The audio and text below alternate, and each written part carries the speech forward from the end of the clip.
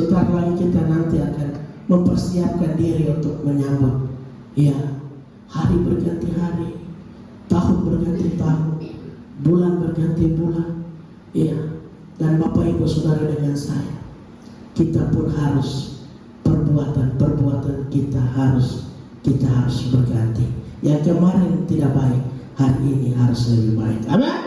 Berikan kemuliaan buat Tuhan kita Yesus Kristus. Bapak Ibu Saudara yang dikasih Tuhan, saya mengajak kita semua buka dalam satu bagian firman Tuhan kita, firman yang tidak asing buat kita hari ini, yaitu di dalam surat Petrus, 1 Petrus pasal yang 1 ayat yang ke-13 sampai dengan ayat yang ke-25. Kita baca firman Tuhan ini. Namun yang menjadi renungan kita ada beberapa ayat saja. Bapak Ibu, kita akan membaca judul atau yang perikop yang diberikan lembaga Alkitab, yaitu kekudusan dan kasih persaudaraan. Kekudusan dan kasih persaudaraan. Bapak Ibu, supaya kita mengerti maksud daripada firman Tuhan ini, kita membaca satu judul ini sehingga kita tahu apa isi daripada firman Tuhan ini. Saya akan membaca ayat yang 13. Bapak Ibu bantu saya baca bersama-sama ayat 14. Kita baca bergantian sampai kita tibahkan di ayat yang ke-20. Beginilah bunyi firman Tuhan.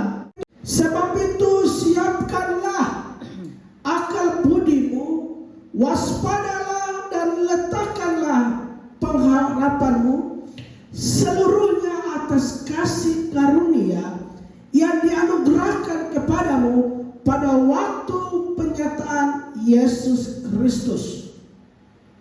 Hiduplah sebagai anak-anak yang taat, dan janganlah turuti hawa nafsu yang menguasai kamu pada waktu kebodohanmu.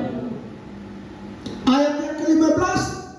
Tetapi hendaklah kamu menjadi kudus di dalam seluruh hidupmu, sama seperti Dia yang kudus, yang telah memanggil kamu.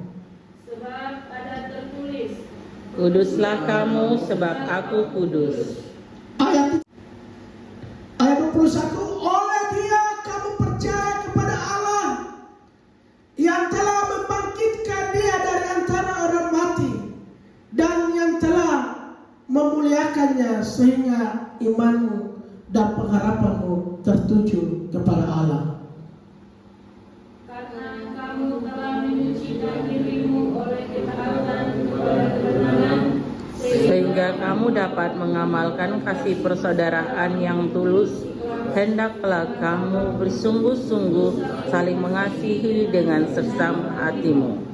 23. Karena kamu telah dilahirkan kembali bukan dari benih yang fana, tetapi dari benih yang tidak fana, oleh firman Allah yang hidup dan yang kekal.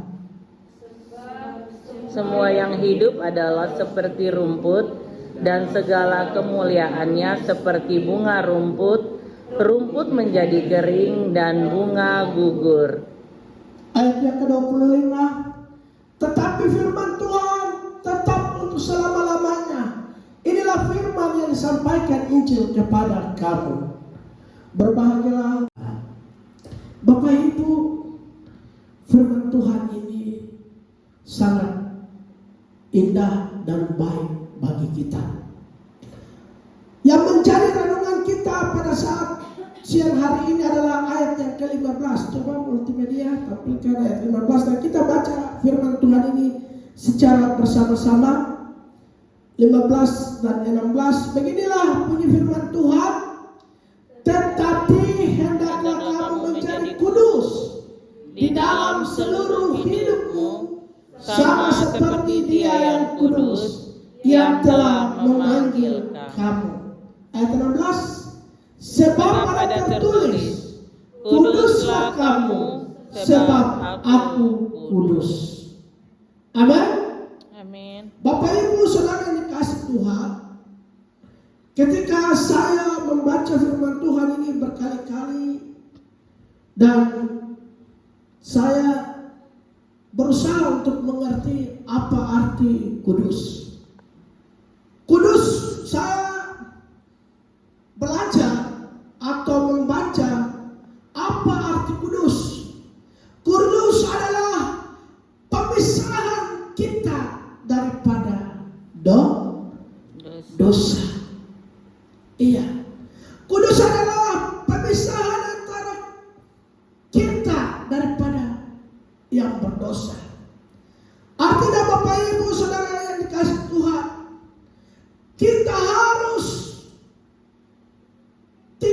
meninggalkan dosa kita, itu yang disebut dengan kudus. Dan kekudusan ini adalah persyaratan untuk kita mengikuti Yesus Kristus. Amin. Amin. Iya.